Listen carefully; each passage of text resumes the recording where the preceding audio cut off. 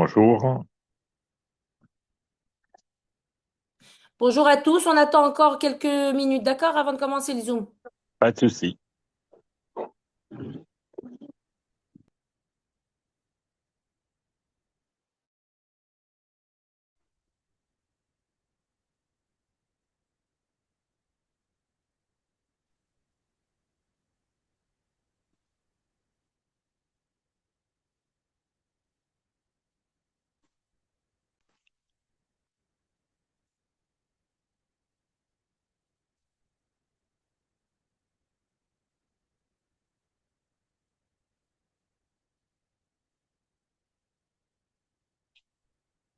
Toi, tu as gardé ta barbe. Hein? Coupez votre micro, s'il vous plaît, Michel. On va commencer dans 5 minutes.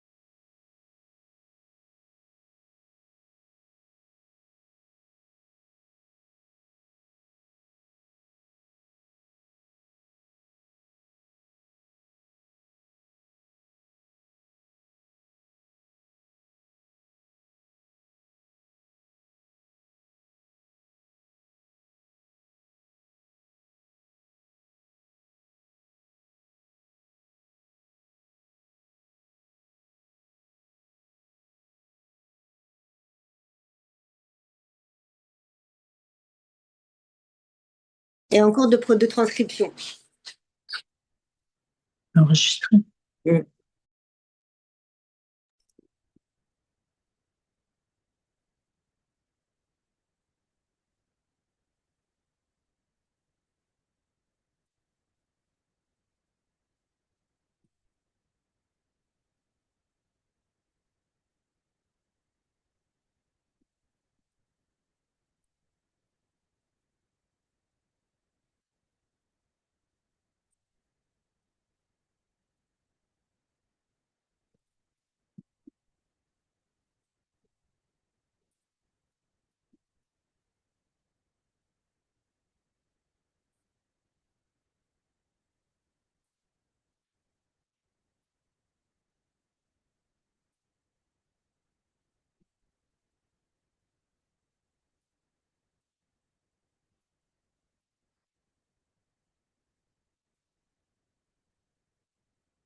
On attend encore 3 petites minutes et on commence le Zoom, d'accord?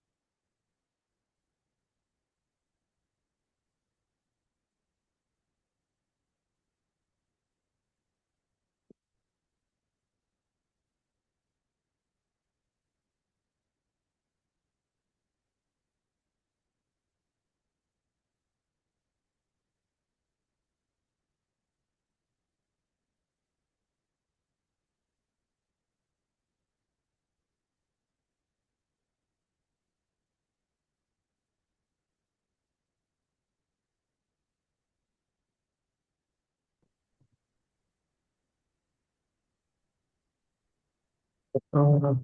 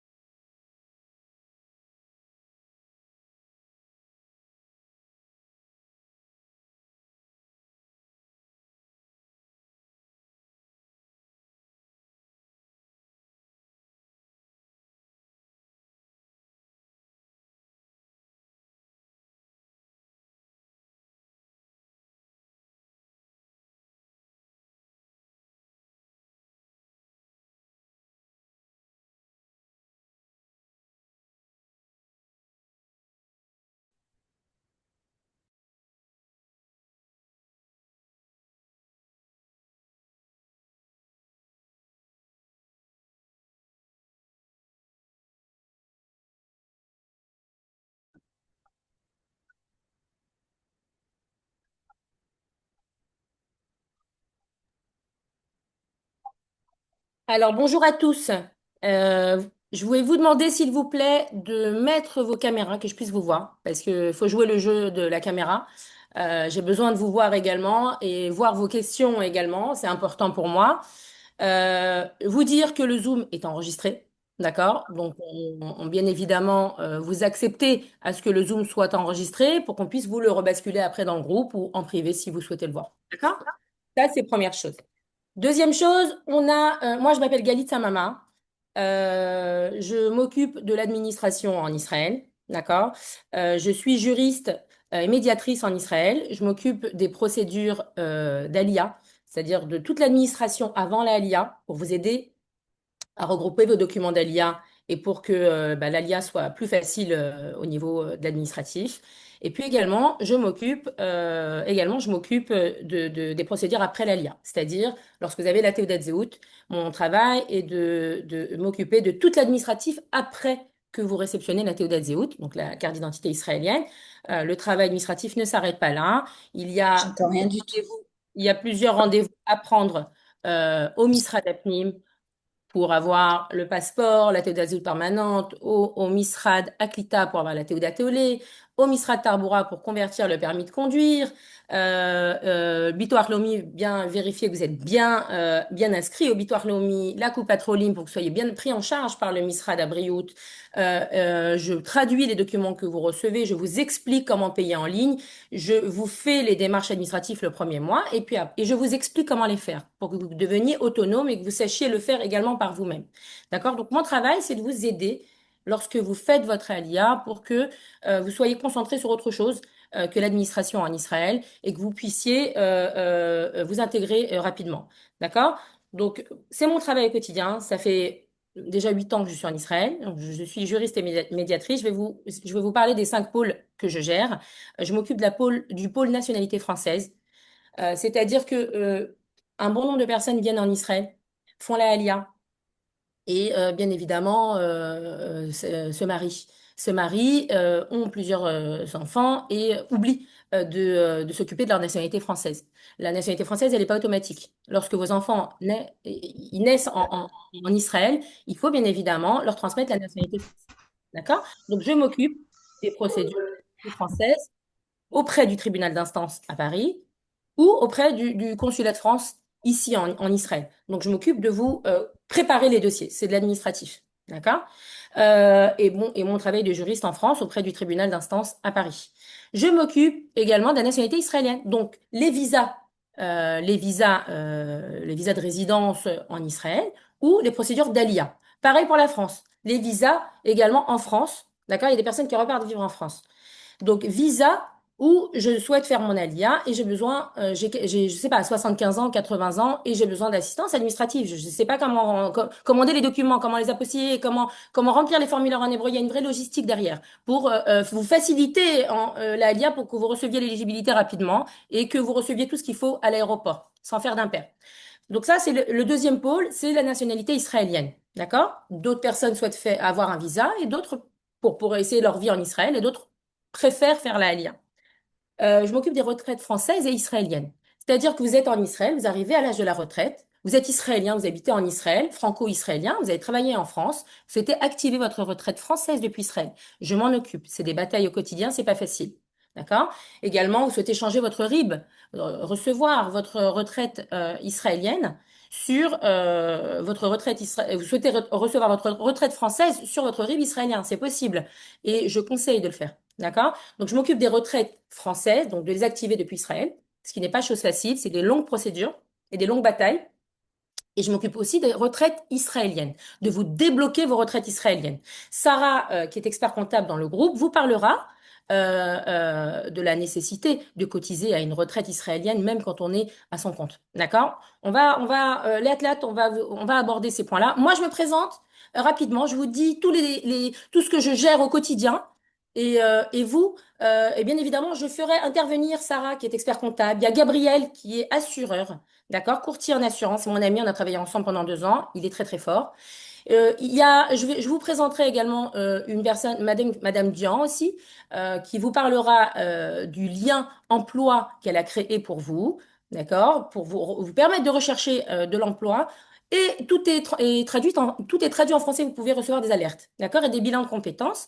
Vous avez également plusieurs autres personnes. Vous avez également Jessica Vital qui s'occupe de la partie émotionnelle quand vous faites la LIA. Son travail est très important parce qu'on a beaucoup de rachachot, c'est-à-dire on a beaucoup de peur quand on fait la LIA et elle travaille sur ces peurs-là pour vous aider à monter en Israël. Et quand vous êtes aussi en Israël, son travail est remarquable. D'accord? C'est un accompagnement extraordinaire. Donc, je m'occupe également des traductions de diplômes.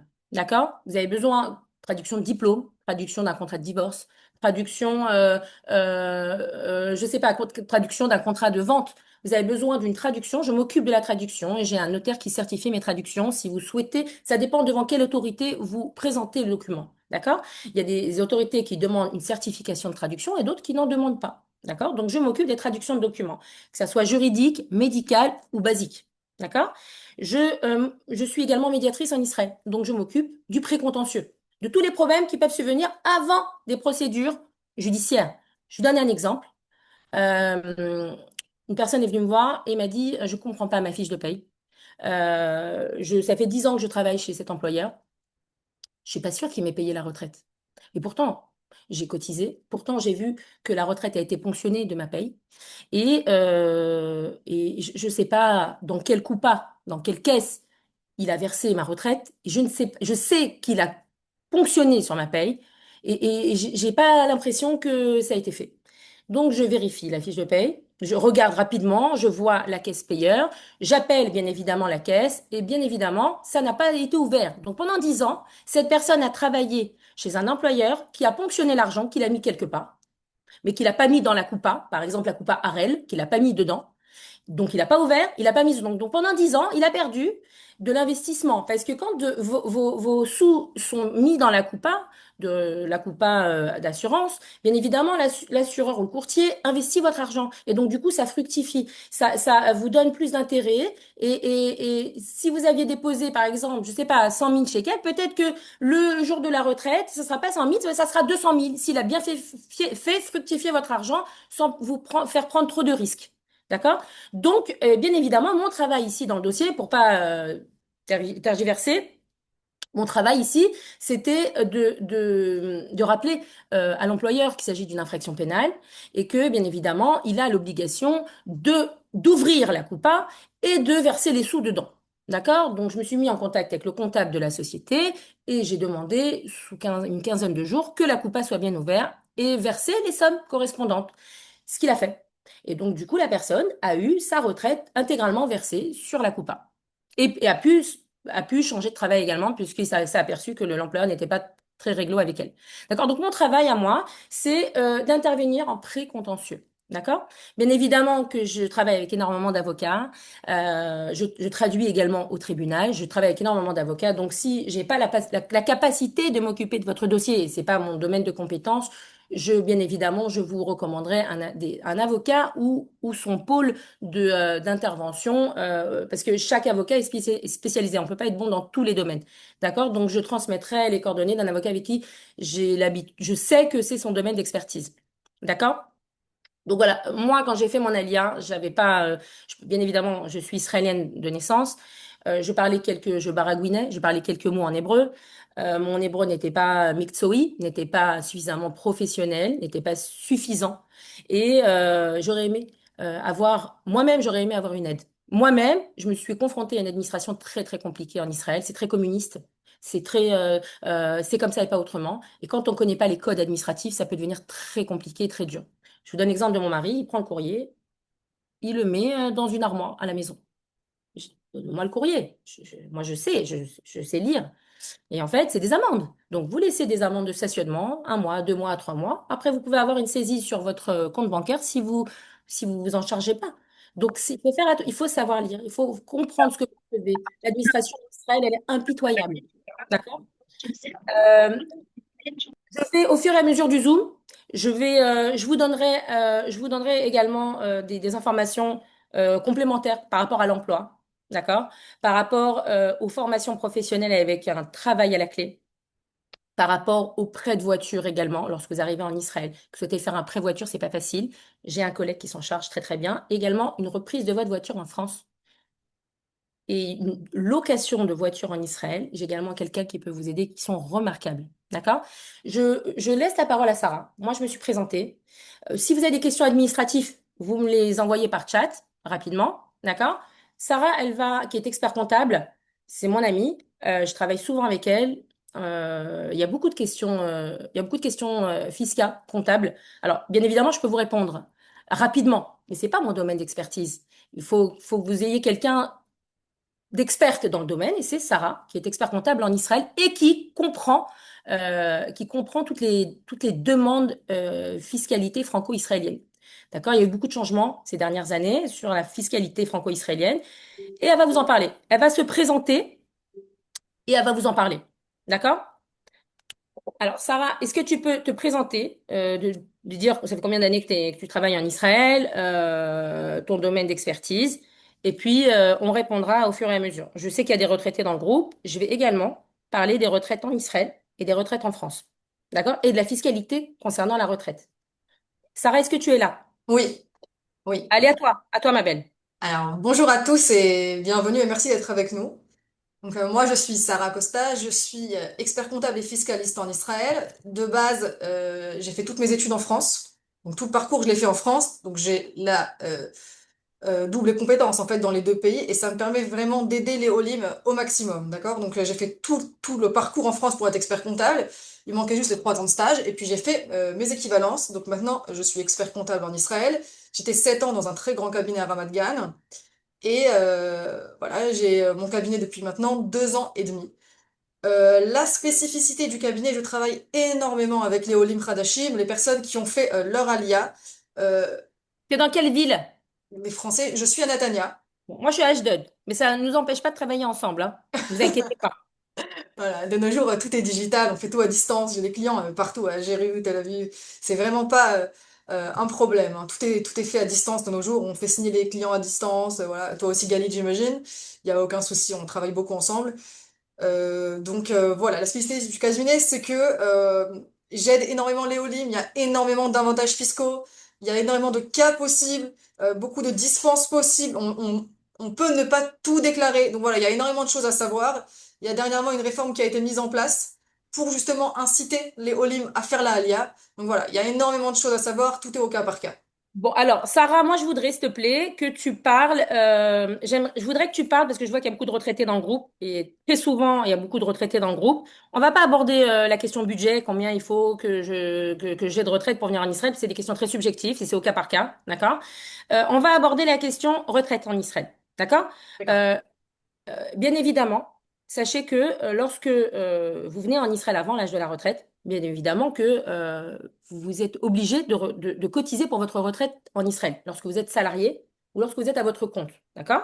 Avant l'âge de la retraite, je parle force de travail, 40, 45 ans, 50 ans, lorsque vous arrivez à 60, 62 ans, je pense pas qu'il est nécessaire de cotiser pour votre retraite. Est-ce que c'est juste, Sarah? Oui, clairement, c'est ça. Ok.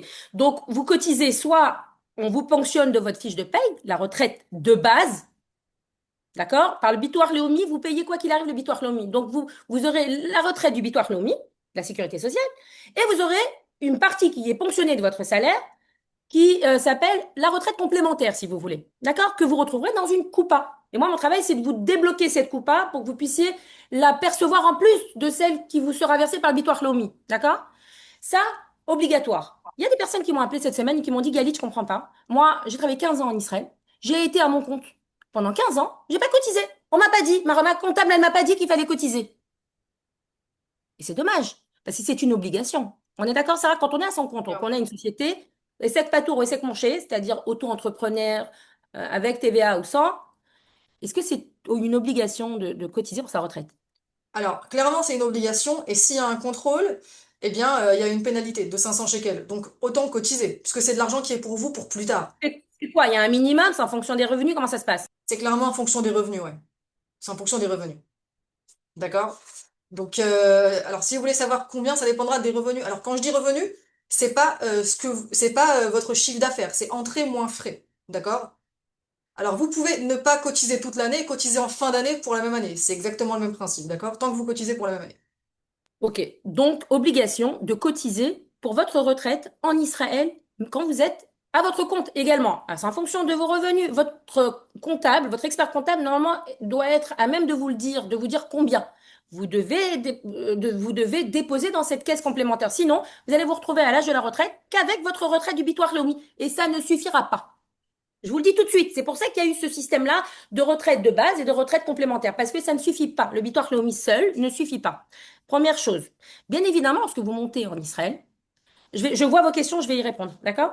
Bien évidemment, lorsque vous montez en Israël, vous avez votre retraite de France, d'accord? Il y en a beaucoup qui me disent, oui, est-ce que j'ai le droit à une retraite d'Israël? Parce que j'ai fait plusieurs posts sur ce sujet. Si vous montez, je vous donne approximative les informations. Je ne vais pas au cas par cas, c'est pas une consultation privée, d'accord? Euh, Bien évidemment que lorsque vous montez en Israël avant l'âge de la retraite israélienne, vous avez le droit, et c'est un cadeau du Bitoire Leumi, vous avez le droit de recevoir une Kitzva Ezrar Vatik, c'est-à-dire une retraite de base en Israël. On vous l'offre comme ça cadeau. Le Bitoire Leumi vous donne cadeau. Une Kitzva Ezra Vatik, c'est à peu près 1400 shekels, entre 1400 et 2000 shekels. Reprends-moi si c'est pas bon, hein, Sarah, d'accord? Donc c'est à peu près ce montant-là, ok? Si vous arrivez avant l'âge de la retraite. D'accord? Il y a des personnes qui ont fait l'alien, qui sont reparties, qui reviennent avant l'âge de la retraite. C'est des cas spécifiques et ils n'auront pas forcément le droit tout de suite d'avoir une retraite de base en Israël. Je parle des Olé Hadash avant l'âge de la retraite. D'accord? Donc, si vous l'avez demandé. Alors, qu'est-ce qui se passe? Le Bitoire Leumi, qu'est-ce qu'il fait? Quand il sait que vous êtes Olé Hadash, qu'est-ce qu'il fait? Il vous envoie de manière automatique. J'ai plein de formulaires sur le bureau, je ne saurais pas lequel vous. Il vous envoie de manière automatique un formulaire qui s'appelle Kitzvah Ezravatik Meyuchad. Bam, il vous l'envoie. Retraite spéciale, parce qu'il sait que vous êtes au Lechadash. Et qu'est-ce qu'il va faire? Il va vous envoyer ce formulaire-là. Cette kitzba-là, c'est quoi? C'est une retraite spéciale qui est en fonction de vos revenus. Donc oui, si vous touchez des retraites de France, il faudra le dire, il faudra le déclarer. D'accord? Ils ne sont pas dupes. Ils peuvent faire la vérification tout seuls, de toutes les manières, puisqu'il y a une transparence d'information entre les banques. Et puis, c'est une retraite en fonction de vos revenus. C'est pour les Olim Khadashim, en fonction de leur âge, mais également en fonction des revenus. Donc, si vous avez un rejet là, ça ne veut pas forcément dire que vous aurez un rejet sur la retraite normale. Alors, le Bitoire Leumi l'envoie de manière automatique ce formulaire, et c'est pas forcément le bon formulaire. Il faut savoir si le formulaire est adapté à votre situation, et bien évidemment, si vous dépassez ou pas le plafond. D'accord? Donc, oui, vous avez le droit à une retraite israélienne si vous arrivez avant l'âge de la retraite. Et si vous avez aussi une retraite française, oui, d'accord? Et si vous rentrez pas dans toutes ces cases, vous avez le droit à un complément de revenu. D'accord? Hashtama Tarnassa. Si votre retraite française est tellement petite, elle vous permet pas de vivre correctement en Israël, vous avez la possibilité de demander au Bitoire Lomi de vous donner un complément de revenu pour vivre décemment en Israël. Bechavod. D'accord? Et c'est possible aussi. Il faut en faire la demande. Si vous ne demandez pas, vous n'y avez pas le droit. Sarah, je voudrais savoir, quand on est retraité de France, il faut quand même déclarer ses revenus à Israël, même si c'est des revenus de France. Alors, il y Ça, a c'est les plusieurs, questions basiques que je reçois tous les jours, hein, que je pose à Sarah. Moi, je connais la réponse, mais je veux que Sarah, elle réponde. Alors, il y a plusieurs cas possibles, d'accord? Ça dépend de plusieurs choses. Si vous avez fait votre alia avant ou après le 1er janvier 2026, d'accord? Si vous avez fait votre alia avant le 1er janvier 2026, d'accord? Et que vous êtes du secteur privé, vous avez pendant 10 ans une dispense de déclaration. Donc il y a deux notions différentes. Il y a un, déclaration et deux, imposition. C'est deux notions différentes. Si vous avez fait votre alia avant le 1er janvier 2026, que vous êtes du secteur privé, eh bien, pendant les 10 premières années, vous avez une dispense de déclaration. Vous ne Privé, déclarez c'est pas. salarié, salarié. Voilà, salarié, pas de l'État. D'accord? Pas fonctionnaire.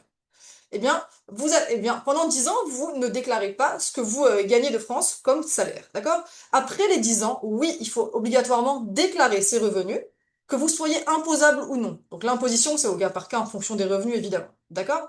Après, si vous Même êtes avec la nouvelle réforme? Alors, la nouvelle réforme, la nouvelle réforme, il y a une obligation déclarative quoi qu'il en soit. Donc, quoi qu'il en soit, il faut faire une déclaration fiscale. Donc, vous n'êtes pas exempté. Écoutez bien, retraités qui sont sur le groupe, parce que vous me posez 15 000 fois la question, c'est plus possible. Écoutez bien, parce que Sarah, elle est très claire dessus. Et il n'y a pas besoin de consulter 15 experts comptables, ils vous diront la même chose, sauf s'ils sont pas compétents, ils vous diront autre chose pour vous faire miroiter. Vous êtes retraité, vous avez une obligation de déclaration. Ça ne veut pas forcément dire que vous paierez des impôts, mais vous êtes obligé de le déclarer. Sinon, il s'agit d'une fausse déclaration. Clairement. D'accord? Vous êtes obligé de déclarer vos revenus étrangers à Israël. C'est une obligation. Et pas juste la retraite de base, pas la retraite complémentaire, pas la Jicarco, pas Malakoff Médéric, pas l'IRCANTEC. Vous déclarez tout. Exactement. Bon, continue. Alors, je disais, si Est-ce vous qu'il y a avez fait... quelque chose à aborder sur les retraites? Alors oui, en fait, il y a une différence en fait. Si vous avez fait votre alia avant le 1er janvier 2026 ou après. Pourquoi? Parce que si vous avez fait votre alia après le 1er janvier 2026, quoi qu'il en soit, il y a une déclaration obligatoire à faire sur tous vos revenus. D'accord? Ça, c'est une réforme qui a été mise en place parce que, justement, comme tu l'as dit tout à l'heure, il y a une transmission d'informations entre les pays et Israël veut avoir accès à tout ce que vous avez comme bien. D'accord? Donc là, il y a une obligation déclarative. Maintenant, si vous avez fait votre alia avant le 1er janvier 2026, pendant les 10 premières années, vous avez une dispense de déclaration de ces revenus-là. D'accord? Donc pendant 10 ans, vous ne les déclarez pas. Mais après les 10 ans, il y a deux possibilités. Soit vous êtes retraité du secteur privé, et donc là, l'imposition sera obligatoirement en Israël. D'accord? Donc il faut faire une déclaration fiscale et être imposé ici en Israël. Soit vous êtes retraité du secteur public, donc vous étiez fonctionnaire.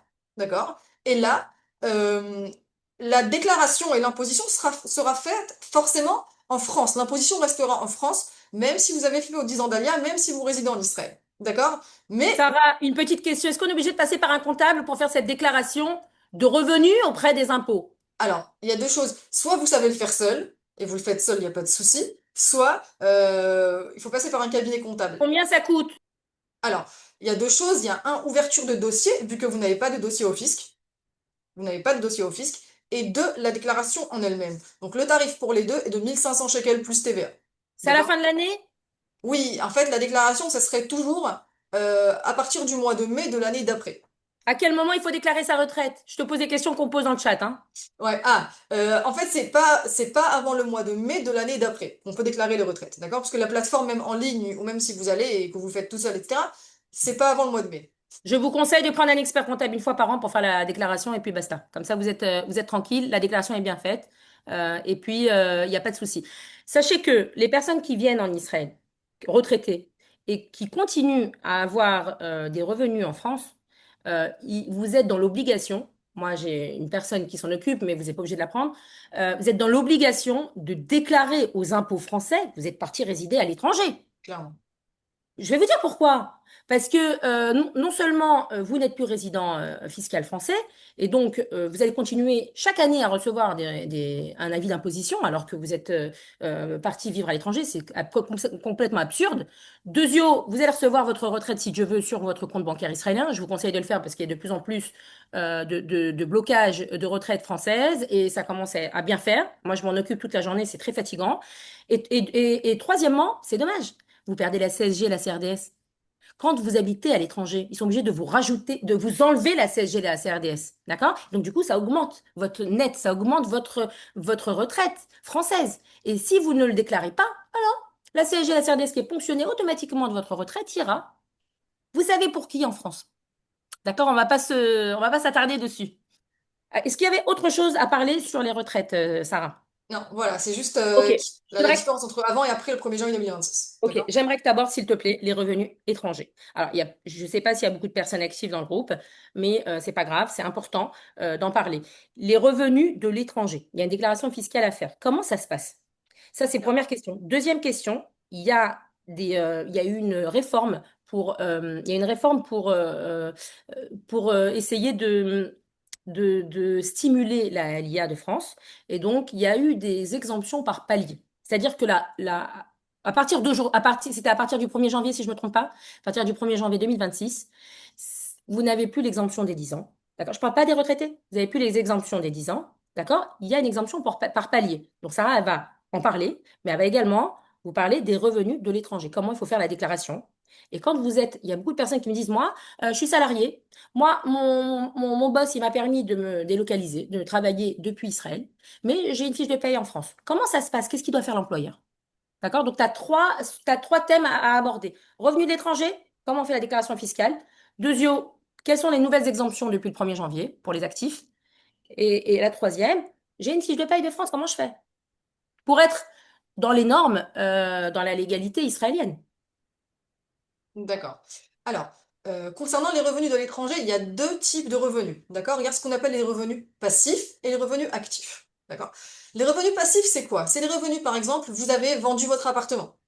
Donc il y a une plus-value peut-être, une probable plus-value. Vous avez des intérêts en France, des dividendes en France, des revenus locatifs en France ou ailleurs. Alors, et là, il va y avoir encore cette distinction si vous avez fait votre alia avant ou après le 1er janvier 2026.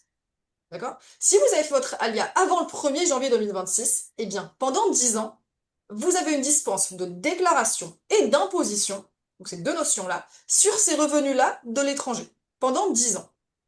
Maintenant, si vous avez fait votre alia après le 1er janvier 2026, eh bien, il va y avoir une obligation déclarative sur ces mêmes revenus. Donc, ça serait juste une déclaration Ça sans... ne veut pas dire que vous allez être imposable. Encore une fois, Clairement, c'est une obligation déclarative.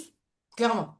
Il y a une différence entre déclaration et imposition. Donc, si vous avez fait votre alia après le 1er janvier 2026, il va falloir obligatoirement déclarer ses dividendes, ses intérêts, ses revenus locatifs, etc. Donc, mais sans être pour autant imposé là-dessus. La loi des 10 ans sur l'imposition, sur la dispense d'imposition, continuera, d'accord? Elle est encore valable, d'accord? Ça, c'est important.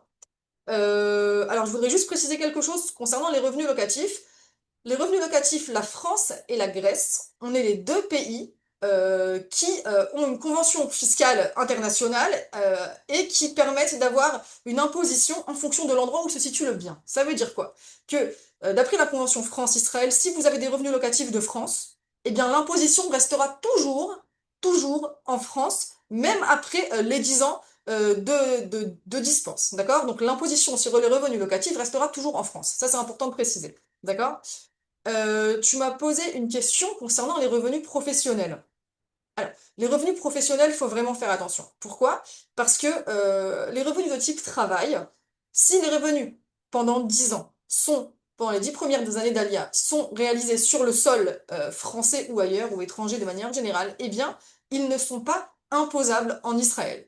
Mais alors là, il faut faire attention parce que la difficulté sera de prouver ça. Donc, si vous pouvez prouver, comme par exemple vous êtes médecin, vous avez votre clinique en France, ça, c'est facile à prouver que les revenus de votre activité ont été réalisés à l'étranger. Donc là, il n'y a pas de souci. Sur ces revenus-là, ils vont pas être imposés en Israël, mais uniquement en France. Par contre, si c'est le cas de revenus de type service, là, ça va être beaucoup plus compliqué de prouver.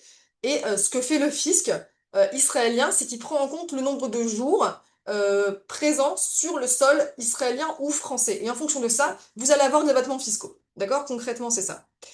Je voudrais vraiment préciser quelque chose d'important. Il est strictement interdit d'avoir une fiche de paye française lorsque vous faites votre alia. Donc vous ne pouvez pas faire votre alia et rester salarié de votre patron à l'étranger. Pourquoi je dis ça? Parce qu'il y a plusieurs notions derrière tout ça. Il y a vous ne payez pas le bitoire Leumi comme il faut sur ces mêmes revenus. Le travail est réalisé depuis le sol israélien, votre famille habite en Israël, vous êtes résident fiscal israélien, l'imposition est obligatoirement ici en Israël. Donc pas de bitoire Leumi payé en Israël, les revenus ne sont pas déclarés en Israël, l'imposition, s'il y en a, n'est pas payée, l'impôt n'est pas payé ici en Israël. Donc voilà, il y a beaucoup de problématiques qui sont liées à tout ça. Et il faut vraiment mettre en place des solutions. Donc il y a plusieurs solutions possibles. Il y a ce qu'on appelle une société de portage. Ça, c'est la première solution. Ça veut dire que vous allez rester salarié de votre patron euh, en France, mais que vous allez avoir une fiche de paye en Israël. Donc là, c'est vraiment la solution pour garder le côté salarial et avec une fiche de paye. Sinon, l'autre possibilité, c'est d'être indépendant, d'ouvrir un dossier qu'on appelle Osek Patour ou Mourchet. D'accord? C'est un dossier indépendant et de facturer la société à l'étranger. Ce sont les deux solutions pour avoir. Alors, Gaëlle, tout à l'heure, tu nous parlais d'avantages fiscaux pour les Olim, d'incitation à la Mais c'est Alia. quoi la nouvelle mesure depuis le 1er janvier 2026? C'est quoi le BIN? Qu'est-ce qui se passe? Alors, Qu'est-ce que l'État a mis en place alors, pour essayer de dynamiser la l'IA des Français? alors voilà. Il y a pour inciter à la Alia, il y a une réforme qui a été mise. Alors, c'est vraiment pour un type de personnes vraiment précis. Pour ceux qui font la Alia entre le 5 novembre 2025 et le 31 décembre 2026. Ça concerne uniquement cette catégorie de personnes-là. D'accord? Ça concerne pas tout le monde. Donc, il va y avoir un abattement fiscal vraiment extrêmement important pour inciter à la Alia. Et il y a deux conditions obligatoires. Un, il va s'agir uniquement des revenus de type travail. Donc, si vous avez un travail, c'est-à-dire on Donc va des pas revenus parler actifs. On parle des revenus actifs. On parle pas des clairement, retraites. OK. clairement, clairement. Revenus de type travail, ça veut dire que si vous êtes salarié en Israël, si vous êtes indépendant en Israël, au Sekpatour Moshe, voilà. C'est ça, vraiment, ça c'est la condition. Et la deuxième condition obligatoire, c'est que le travail réalisé depuis le sol israélien. Donc c'est deux conditions cumulatives. D'accord? Et donc là, il va y avoir clairement un avantage fiscal qui va... donc il y aura des paliers d'imposition, comme tu disais. Si vous... et chaque année, ça va être différent. Pour l'année 2026, donc, tant que vous ne dépassez pas 600 000 shekels de revenus imposables, vous n'êtes pas imposable sur ces revenus de type travail réalisés sur le sol israélien. Donc pour 2026, c'est 600 000 shekels. 2027, 2028, on parle de 1 million de shekels. Vous imaginez, vous gagnez jusqu'à 1 million de shekels et vous n'êtes pas imposable, alors que normalement c'est 70 000 shekels. Donc voilà, il y a vraiment une différence énorme pour inciter à la alia. Pour 2027, donc 1 million, 2028, 1 million, 2029, on parle de 350 000 shekels. Donc à partir du moment que vous dépassez les 350 000 shekels, vous êtes imposable. Et 2030, on parle de 150 000 shekels. Donc tant que vous dépassez pas ces montants-là, ces paliers-là, vous n'êtes pas imposable sur ces revenus de type travail réalisés sur le sol Israël. Ok, parfait. Je te remercie. Euh, donc, on parle, les revenus pro, tu en as parlé. Ok. Je voudrais que Gabriel, qui est courtier en assurance, qui est mon ami, avec qui j'ai travaillé pendant 2 ans, et qui est adorable, qui est très, très compétent, nous parle des assurances en Israël, parce que c'est son domaine. Je voudrais que si tu peux prendre la parole, Gabriel, et te présenter et dire ce que tu fais en Israël, que tu assures bien évidemment les voitures, les appartements, parler un peu des assurances privées parce que j'ai vu qu'il y avait une question assez délicate dans le chat et tu y as répondu, mais je voudrais que tu abordes cette question parce que moi j'ai beaucoup de retraités qui effectivement euh, qui sont c'est des faux olé Hadash, c'est-à-dire des personnes qui sont montées en Israël, ils ont fait une alia soi-disant, d'accord? J'aime pas le mot administratif parce que ça n'existe pas, d'accord? Donc ils ont fait une alia catastrophe. C'était pas une bonne alia. Ils sont repartis. Donc, ils voulaient juste avoir un passeport bleu. Ils sont repartis en France. Et donc, du coup, un jour, ils ont décidé de revenir en Israël. Bien évidemment, le bitoire Leumi applique une carence de 6 mois pour la prise en charge médicale. Ce qui est très grave quand on est retraité et qu'on n'a pas d'assurance médicale, ça peut être rédhibitoire. Est-ce que, Gabriel, est-ce qu'il y a des assurances privées qui peuvent prendre en charge des personnes retraitées? Et jusqu'à quel âge? Et deuxième cas, est-ce qu'une personne qui est jeune, qui est Toshav Roser ou qui est Gorer Zakaout, qui revient vivre en Israël, qui n'avait pas passé beaucoup de temps, est-ce qu'elle a la possibilité de prendre une assurance privée pour ce laps de temps où elle n'est pas assurée, par exemple? Gabriel, est-ce que tu es là? Je sais qu'il est dans le groupe, hein. Il m'a mis en mute, mais je sais qu'il est dans le groupe.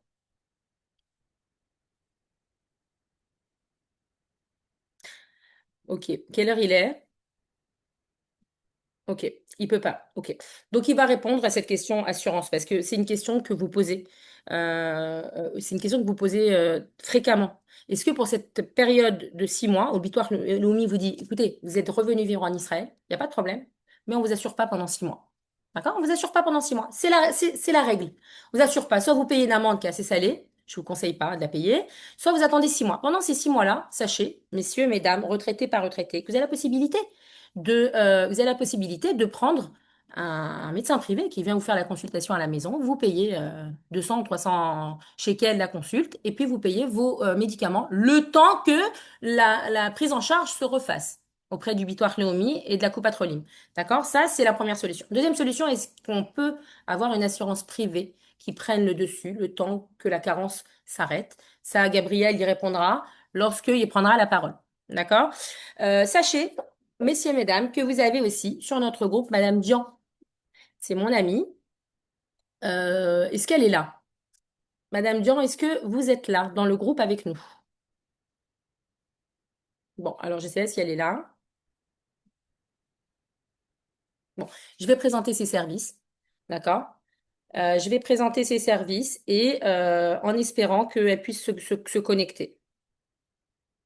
Ok. Alors, Madame Dian, c'est une personne qui est formidable, qui est aussi en partenariat avec l'Agence juive, d'accord, qui propose des bilans de compétences depuis la France.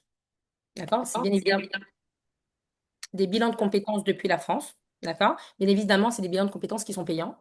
Il faut voir avec elle le prix. Et également, elle a créé un lien. Je vais vous le mettre sur le chat. Elle a créé un lien et elle l'a balancé plusieurs fois dans le groupe Alia sans donner d'explication. Et donc, je lui ai dit non, non, non, je vais rentrer dans le groupe, tu vas rentrer dans le Zoom et tu vas donner l'explication du lien parce qu'on ne comprend pas. Puisque vous savez bien que dans le groupe Alia que j'anime, on n'a pas le droit de faire de publicité. D'accord? C'est question-réponse. Question Alia, réponse. Il n'y a pas ni de trou mort, ni on parle des soldats, de la guerre, ni on parle de commercial, publicité. Il n'y a pas tout ça. C'est une question à l'IA, réponse à l'IA. Et donc, elle a balancé un lien et je ne comprenais pas moi-même ce que c'était. Et je suis rentrée dans le lien et j'ai compris qu'il s'agissait d'un lien pour l'emploi. Donc, elle a créé un lien. Vous cliquez dessus, je vais vous envoyer le lien, et ça vous permet de rechercher de l'emploi en Israël. Tout est traduit et vous recevez des alertes emploi. D'accord? Donc, c'est une base de données, en fait, qui regroupe tous les emplois possibles par rapport à votre profil, par rapport à ce que vous avez enregistré dans les questions. Et vous avez une alerte emploi. Ça vous permet d'être au courant lorsqu'il y a un nouvel emploi posté dans les sites de travail et de pouvoir y postuler. D'accord? Donc, il me semble que le premier mois, c'est gratuit et qu'après, ça devient payant. Mais on parle de quelques euros, c'est rien du tout. Donc, je vais vous envoyer le lien. Je vais vous le mettre parce que c'est très intéressant. Je vais vous le mettre dans le chat et vous l'essayez et vous me direz si ça vous a permis de trouver du travail. Ça, c'est la première chose. Deuxième chose, je voulais vous parler. Après, on aura une phase questions-réponses, vous inquiétez pas. Je voudrais vous parler des formations professionnelles. S'il vous plaît, faites le jeu d'allumer votre caméra parce que je vois que vos prénoms. Il y a beaucoup de personnes qui n'ont pas allumé la caméra et c'est important pour moi de voir vos visages aussi. D'accord? Moi, je travaille en collaboration avec le Misrat Taasuka. C'est le ministère de l'Emploi. À Ashdod, par exemple, j'ai ma copine, elle travaille là-bas hein, et je reçois de manière très fréquente des offres d'emploi. D'accord? Il y a beaucoup de personnes qui disent, ah là, je sais pas quoi faire en Israël. Moi, je monte quelques années avant la retraite ou j'arrive à 45 ans, je sais pas quoi faire. J'étais avocate en France ou j'étais ingénieur ou dans l'aéronautique ou je conduisais des avions. J'ai beaucoup de personnes, j'ai des clients aussi comme ça, des pilotes. J'ai expert comptable, mais je veux plus faire expert comptable en France. Je veux vendre mon cabinet en France. Je sais pas quoi faire en Israël. Sachez que Tout d'abord, il faut que vous fassiez l'ulpan en Israël. D'accord? Il faut que vous compreniez que l'ulpan, ce n'est pas une option. D'accord? L'ulpan, c'est obligatoire en Israël. D'accord? Il faut que vous fassiez l'ulpan et que on vous demande pas d'avoir un hébreu, on vous demande pas d'avoir un hébreu professionnel extraordinaire. On vous demande d'avoir un hébreu écrit et parlé fluide, c'est-à-dire basique, que vous puissiez tenir une conversation et comprendre ce qu'on vous demande. C'est tout. Donc l'ulpan, c'est pas une option. Que soyez retraité, que soyez jeune, ce n'est pas une option.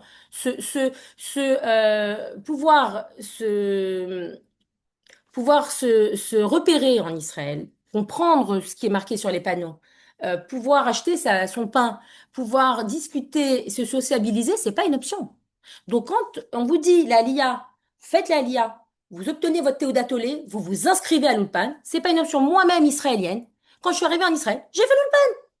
Bon, moi j'ai fait l'Ulpan parce que il y avait une stratégie derrière aussi. Quand vous faites l'Ulpan, vous avez la possibilité d'avoir des réductions pour le Mahon, pour la crèche.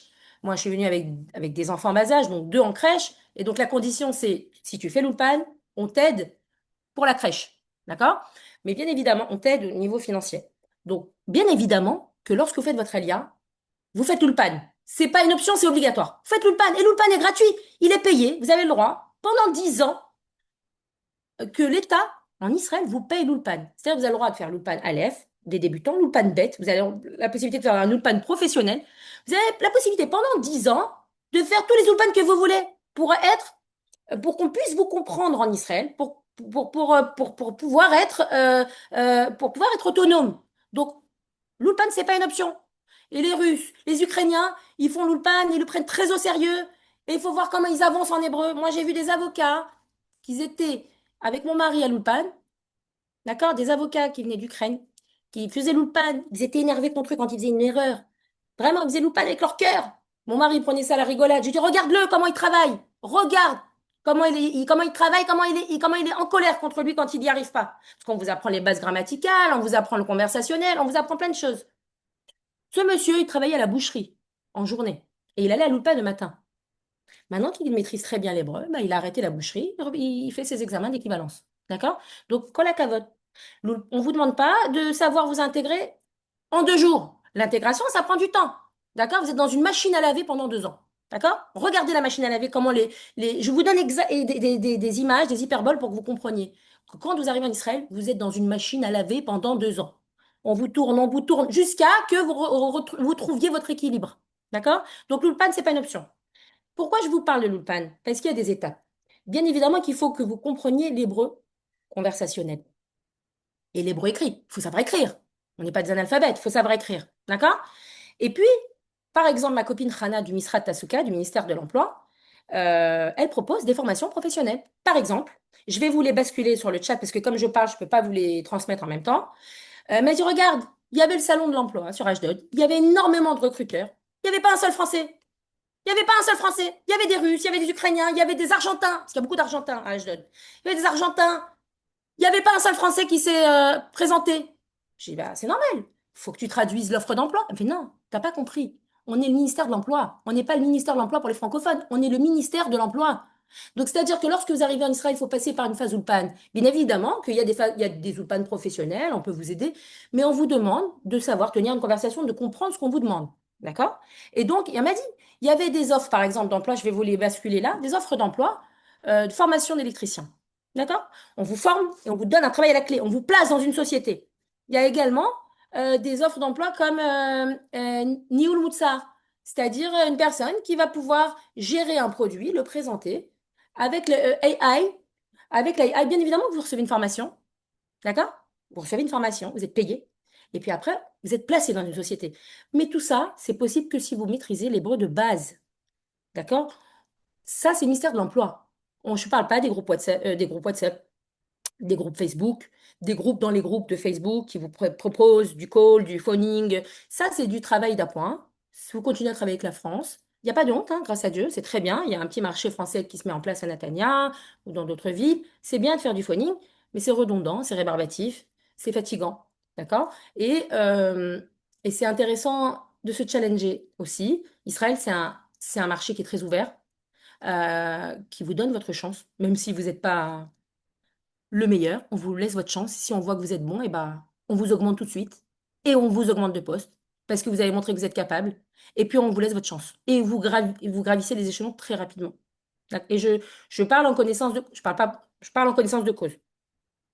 D'accord? Mon mari, quand il est arrivé en Israël, je prends toujours l'exemple de mon mari parce que je suis, je suis en extase devant lui. D'accord? Je vois pas ma tête. Je sais pas si je vous vois vous, mais moi je me vois pas. Donc Sarah, s'il y a quelque chose, tu me dis, hein. D'accord? Je t'entends pas. Bon, je prends Oui, oui, l'exemple de oui, d'accord. Je prends l'exemple de mon mari. Mon mari, il est pharmacien. Il savait dire shalom et Shabbat shalom. C'est tout. On est monté avec 4 enfants en bas âge. Moi, je parlais hébreu, mais moi, mon derrière, mon chemin, il est plus long que le sien. D'accord? Puisque moi, c'est un hébreu très professionnel que je dois avoir. Donc, on n'est pas sur la même longueur d'onde.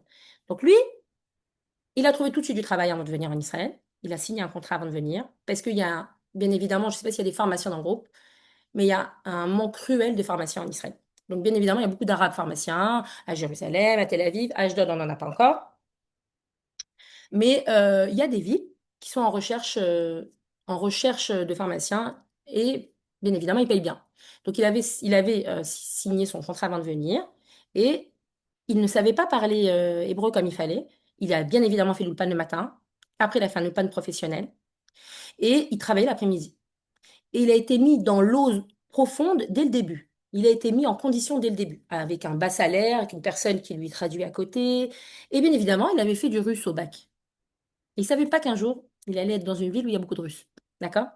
Et donc, il a utilisé son russe pour se faire comprendre, son français et son russe. Et petit à petit, il entendait les mots, il écrivait sur un calepin et il traduisait le soir à la maison. Et il mettait ça, c'est comme si vous mettiez ça dans une armoire, vous refermiez l'armoire et que vous rebalancez le mot dans le contexte. Et petit à petit, il a commencé à faire des phrases. Et maintenant, dans son domaine, il est très bon. Il sait vous tenir des phrases en russe, en hébreu. Et il vous donne des conseils, il vous vend un médicament, les vitamines, et les vitamines, des vitamines. Vous ressortez fauché de la pharmacie. D'accord? Donc, pour vous expliquer que l'intégration, ça prend du temps. Ça passe par l'ULPAN. Vous avez la possibilité de vous reconvertir si votre travail n'est pas exportable ou il n'y a pas de possibilité de passer des examens d'équivalence. D'accord? Vous avez la possibilité de vous reconvertir. Il y a des formations professionnelles qui sont mises à disposition pour vous, pas pour les Olim, pour les Israéliens. Lorsque vous arrivez en Israël, vous êtes Israélien. Bien évidemment, vous êtes les Hadash, mais vous êtes Israélien. Donc, c'est soit vous restez vous restez de côté, ah, moi je suis française, et puis vous continuez à travailler avec les Français, parce que vous vous considérez comme française et que personne ne va vous ouvrir la porte, et parce que nous on est comme ça, nous c'est compliqué, nous on rentre dans une case, nous on a l'habitude qu'on nous met dans une case. Ici, voyez grand, le marché est petit, mais il y a beaucoup d'opportunités. Et on vous laisse la possibilité de commencer, de faire vos preuves. D'accord? Donc, bien évidemment, vous avez des outils ou pas de professionnel. Alors, sachez que vous avez le Misra d'Aklita. Et ça, ils ne le publient pas parce qu'ils n'ont pas forcément envie de vous mettre à disposition cette information. Mais moi, je l'ai trouvé. D'accord? Vous avez la possibilité de faire des bilans de compétences au Misra d'Aklita. Vous payez 90 shekels. 90 shekels. Ils vous font un bilan de compétences. Écoutez bien. Vous avez une professionnelle qui vient vous faire un bilan de compétences. Il y a un psychologue à côté. Il y a une professionnelle qui vient, qui vous fait le bilan de compétences. Et le résultat du bilan de compétences, vous avez les sociétés qui peuvent vous prendre. Vous avez les sociétés qui corroborent avec, en fait, le bilan de compétences que vous avez fait. Et donc, vous pouvez les appeler, parce que c'est des sociétés qui sont en recherche d'emploi par rapport à votre bilan de compétences. Vous les appelez et vous postulez. Vous avez des personnes qui vous aident à faire vos CV au ministère de l'Emploi. Des personnes qui vous aident à refaire vos CV en français. Vous venez avec vos CV en français. Donc, ils vous aident à les faire en hébreu et en anglais. Des lettres de motivation. Ils vous donnent même des heures pour savoir comment faire les entretiens d'embauche. Vous avez un nombre d'heures. Ils vous drive pour vous dire comment vous vendre pendant les entretiens d'embauche. Qu'est-ce qu'il faut répondre? Et après, vous avez bien évidemment l'Ulpan. Vous êtes obligé de passer par la case Ulpan.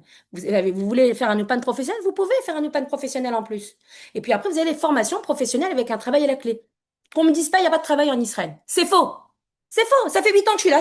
J'ai pas été une seule fois au chômage. Donc c'est faux. Toute ma vie, j'ai vécu en France. J'ai été plus au chômage que j'ai travaillé parce que j'étais trop diplômée.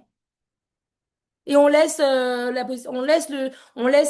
Isdamnou, c'est-à-dire l'opportunité aux gens qui ont fait école de commerce, ou qui sont partis une année en Allemagne, ou personnes qui sont handicapées parce qu'il y a le pourcentage handicapé ou étranger, je sais pas quoi. Donc, qu'on ne me dise pas qu'il n'y a pas de travail en Israël. Il y a du travail. Simplement, il faut ouvrir ses capacités et il faut se dire, je suis capable. Simplement, on m'a mis dans une case en France. En Israël, j'ai des capacités et sachez que lorsque vous avez des vices en France, vos vices, ils sont décuplés en Israël. Quand vous avez, je vais vous donner un exemple. Quand vous avez des vertus en France, en Israël, elles seront décuplées. La bracha, elle est très très basse, elle est proche de nous. On voit les miracles, on les voit. On les voit. Et lorsque vous êtes capable de grandes choses. Quand vous êtes joueur de cartes en France, petit joueur, ici vous êtes professionnel. En Israël, professionnel. Le plus grand voleur, c'est ici. D'accord?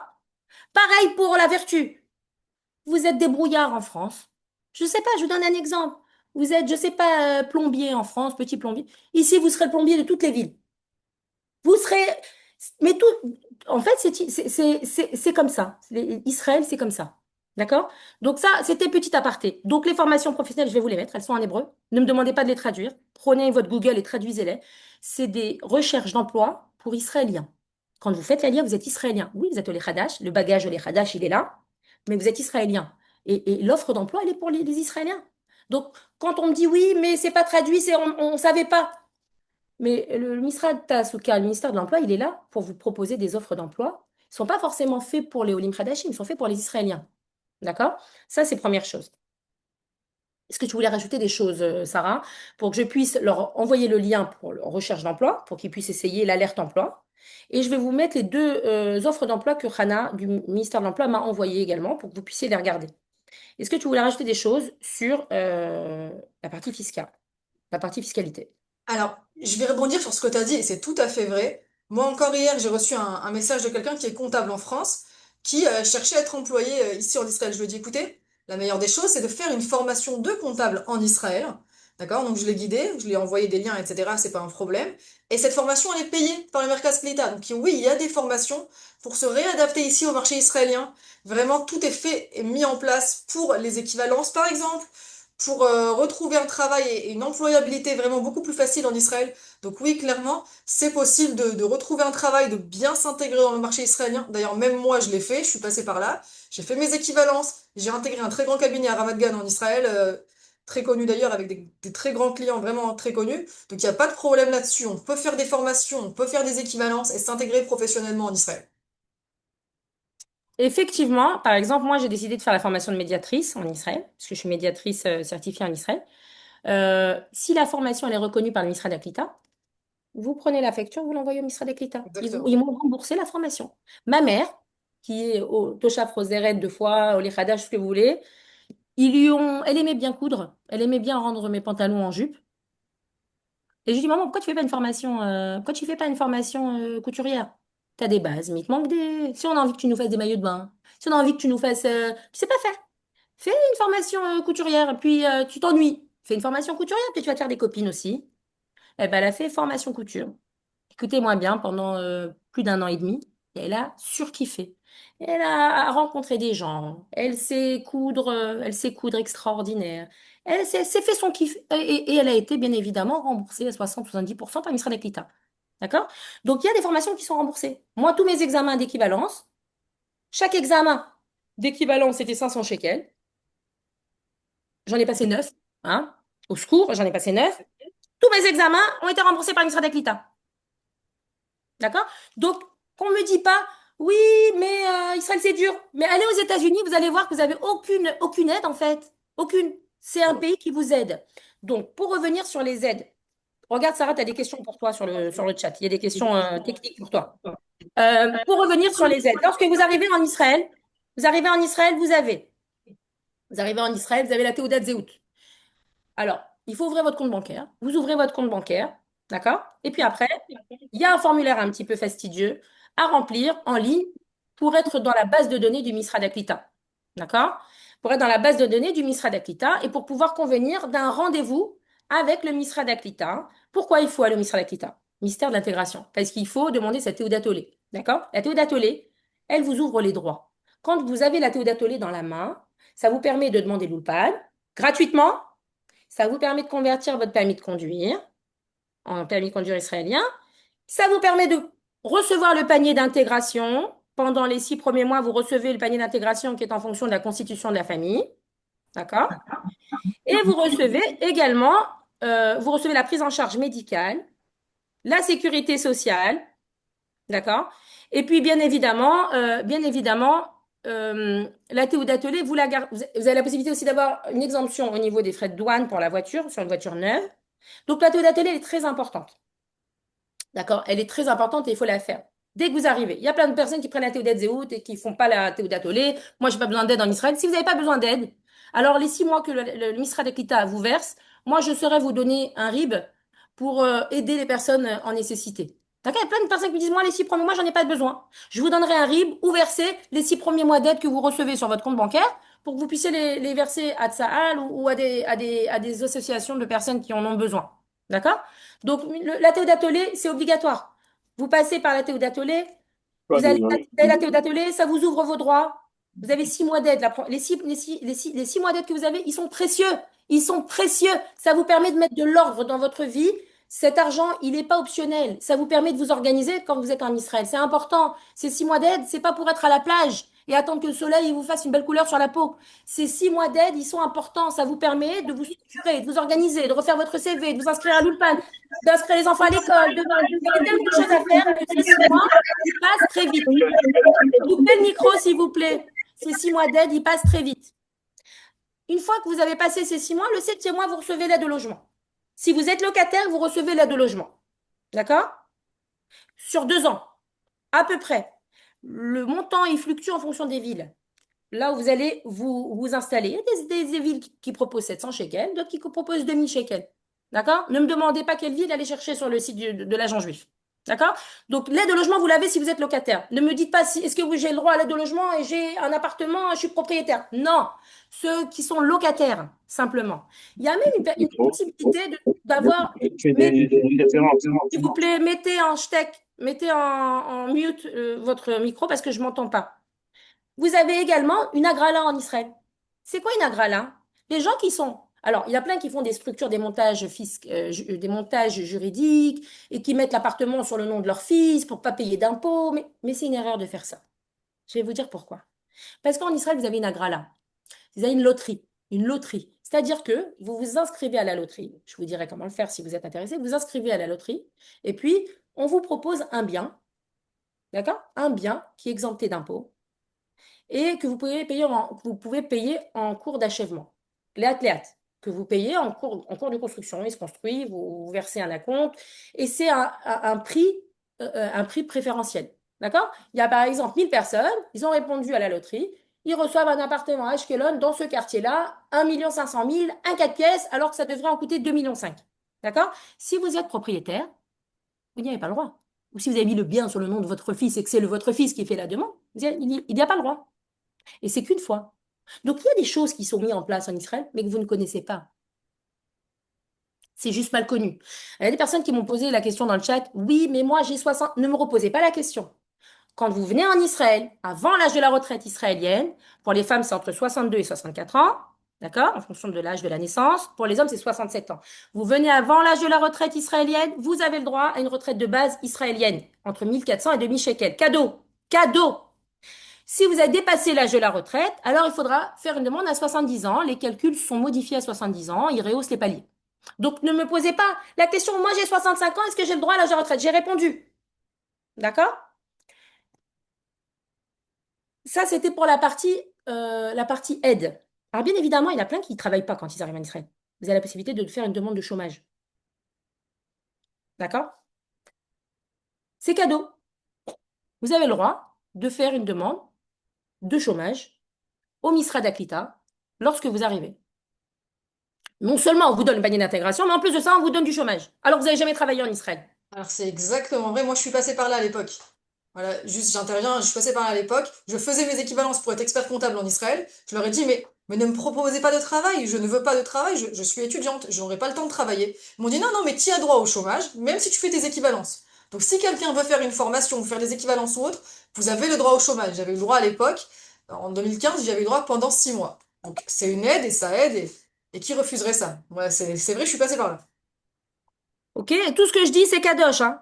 Ah oui, oui, D'accord? clairement, Kadosh est clairement, vérifié. clairement. Bon. Euh, il y a des personnes, quand ils arrivent en Israël, oui, je ne me vois pas, je ne sais pas comment je. Alors, il y a des personnes, ils arrivent en Israël et ils n'ont pas de voiture. D'accord? Ils n'ont pas de voiture et ils se disent, ah, comment je vais faire? J'ai pas de voiture, j'ai des revenus français, comment je vais faire? Alors, moi, mon cas, c'était mon cas. Je travaillais encore avec la France. Quand je suis arrivée, encore 2, 3 mois, j'étais en mutation, qui a été refusée. Euh, mon mari, il avait encore ses revenus de. Il touchait, il avait les dernières fiches de paye de France. Il dit, comment je vais faire? Alors, je n'avais pas fait appel à lui, mais je vais vous donner ses coordonnées. C'est mon ami. Il travaille très bien. Ma sœur a fait appel à ses services, je l'ai su après. Ilan, Car Advisor. Qu'est-ce qu'il fait? Il vous fait le montage, il vous fait le prêt. C'est lui qui s'occupe de toute la structure, de vous monter toute la structure du prêt voiture et de vous faire les exemptions de frais de douane sur la voiture neuve. Il s'occupe que des voitures neuves. Ça, c'est Ilan en Israël. Je vous donnerai ses coordonnées, il est génial. D'accord? C'est comme un courtier en prêt voiture. OK? Donc, il prend sa com. Après, vous avez Kevin Sonnage, qui est une personne qui a fait son ALIA et qui continue à travailler avec la France et qui travaille aussi avec Ilan et qui travaille aussi avec moi. Il est génial. Je vous explique. Vous venez avec votre permis de conduire français. D'accord? Sachez que, depuis peu, le ministère d'Aklita, ministère de l'Intégration, n'est plus d'accord de prendre votre permis 3 feuillets, les roses. Moi, ils sont les trois déchirés, hein. Les trois, ils sont déchirés. C'est une catastrophe. Mon mari, il a mis du scotch, catastrophe. D'accord? Donc, quand vous voulez convertir votre permis de conduire, Bichette, vous pouvez pas vous pouvez pas le convertir. Avec un permis rose comme ça, vous pouvez pas. Il faut venir avec permis biométrique. Sachez que Kevin Senage se charge de convertir votre permis de conduire l'ancien par le biométrique. Il s'en charge. Il a toute la logistique pour le faire en France. D'accord? Donc, lui, il s'en charge. Ça, c'est première chose. Donc, il faut venir avec le permis de conduire biométrique. Notez bien. Ne me posez pas la question 15 fois. Permis de conduire biométrique. Si vous êtes venu avec le rose, il peut le faire lui. Il n'y a pas de souci, il peut le faire lui. Vous le contactez. Ça fait l'objet d'un horaire. On est bénévole pour les Zooms, mais on a tous notre parnasse, on a tous notre vie à côté, hein, professionnelle. D'accord? Et puis, sachez que Kevin Senage ne s'occupe pas que de ça. Il s'occupe également, si vous n'arrivez pas à vendre votre voiture en France, il s'occupe de vous reprendre votre voiture en France. Il s'occupe, lui, de vendre votre voiture en France. Il vous fait une reprise en France. Et ici, il s'occupe des voitures de location. Donc, si vous ne voulez pas acheter une voiture neuve parce que ça coûte trop cher avec Ilan, et que vous voulez aller sur une voiture d'occasion, Kevin s'en charge. Il a un partenariat avec un grand nombre de concessionnaires. Il vous trouve la voiture d'occasion. D'accord? Où il fait une reprise de la voiture que vous aviez en Israël et il vous propose une autre. Donc, on a avec nous un certain nombre de personnes qui peuvent vous aider à réussir votre alien, à lisser votre alien, que ce soit plus facile et plus lisse. D'accord? Sarah pour la partie comptable et fiscale. Attention, ne jouez pas avec ça. Je vous le dis tout de suite, hein. En France, vous faites votre déclaration fiscale, vous êtes parti vivre à l'étranger. D'accord? Et ici, vous déclarez vos revenus que vous avez encore de France, c'est-à-dire retraite, c'est-à-dire dividende, c'est-à-dire salaire. D'accord? Comment on fait quand. Je ne sais pas si tu as parlé de ça, Sarah, si tu as parlé des fiches de paye. J'ai une fiche de paye, qu'est-ce qu'il doit faire l'employeur en Alors France? oui, oui, on en a parlé tout à l'heure. En fait, il y a deux possibilités. Donc tout d'abord, vous pouvez pas garder votre fiche de paye de France, ça c'est interdit, parce que le Bitoire Leumi, l'URSSAF en Israël n'aura pas été payé, il y aura pas eu de déclaration de vos revenus ici, il y aura pas eu d'imposition payée sur ces revenus ici. Donc il y a vraiment plusieurs problématiques. Donc la solution, il y a deux solutions possibles. Un, c'est le portage salarial. Vous gardez une fiche de paye israélienne et vous êtes toujours dépendant de votre patron. Donc je travaille avec une société de portage si vous avez besoin. Et autre solution, euh, être auto-entrepreneur en Israël, ce qu'on appelle Osek Patour ou Mourché, et là, vous éditez une facture à votre employeur. Explique c'est quoi? Explique c'est quoi? Ah, ça vous permet d'avoir une existence juridique et légale en Israël. Ouais. D'accord? Lorsque vous avez une société. Explique un petit peu comment c'est quoi? Alors, il y a deux types d'auto-entrepreneurs en Israël. Il y a Osek Patour ou Mourché. La différence, c'est que il y a plusieurs différences. En fait, qui ne peut pas être Patour? Un, ce sont des professions comme par exemple les professions libérales, comme par exemple moi, je ne peux pas être Patour. Médecin, avocat, architecte, traducteur, voilà, toute une liste énumérée par le fisc qui ne peut pas être Osek Patour. Et ou bien quelqu'un qui dépasse les 120 000 shekels de chiffre d'affaires. Si vous dépassez les 120 000 shekels de chiffre d'affaires, vous êtes obligatoirement au sec mourché. Alors, Quelle est la différence entre les deux? Quelqu'un qui est au sec mourché va devoir payer la TVA. La TVA, elle est de 18%. Alors, ce qu'il faut savoir, qui est très important parce que ça vous concerne, c'est que si vous facturez l'étranger, si votre client est à l'étranger, que vous facturez l'étranger, eh bien, vous ne payez pas la TVA, mais vous récupérez la TVA sur vos frais. Donc, si vous pensez de base dépasser les 120 000 shekels de chiffre d'affaires et que vous facturez l'étranger, eh bien, autant ouvrir directement un OSEC Mourché pour que vous récupérez la TVA sur vos frais et ne pas payer la TVA sur vos prestations de services ou vos ventes. L'idée est là. Ok, alors là, vous pouvez, merci beaucoup Sarah pour ton intervention. Je ne sais pas si Gabriel est dans le Zoom. S'il est dans le Zoom, il prend la parole. Si Madame Je Dian est dans suis le Zoom, elle prend je la suis parole. là. T'es Je là? suis là. Ouais, Alors, ouais. très bien. Comment tu vas? Ça va, Baruch Hashem. Et vous tous? Très, très bien. Gabriel, j'aurais souhaité que tu parles, s'il te plaît, des assurances, assurances privées. Est-ce que c'est possible? En fait, j'ai parlé tout à l'heure, mais je pense que tu étais en mute, tu n'étais pas là.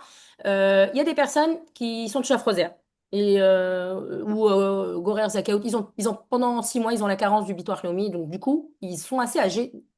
Ils ont un âge assez avancé. Et ils se disent, ah là, comment je vais faire? J'ai pas de prise en charge médicale. Je peux pas rester sans prise en charge. Où il y a des personnes qui ont Il y des a diagnostics.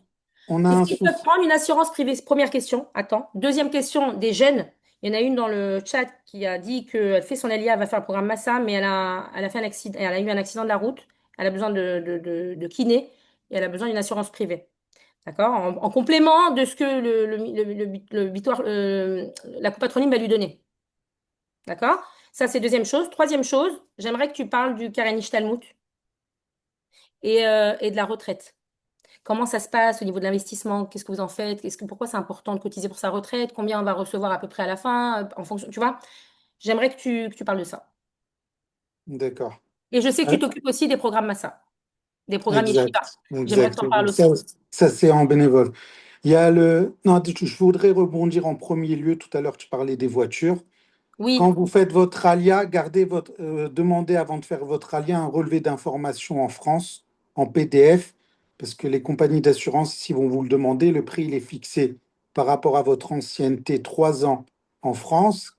Et si vous avez eu des sénismes, votre âge et tout. Mais demandez votre relevé d'information en France. Après, nous, aujourd'hui, il est traduit en anglais. Après, nous, on se charge aussi de le traduire en hébreu.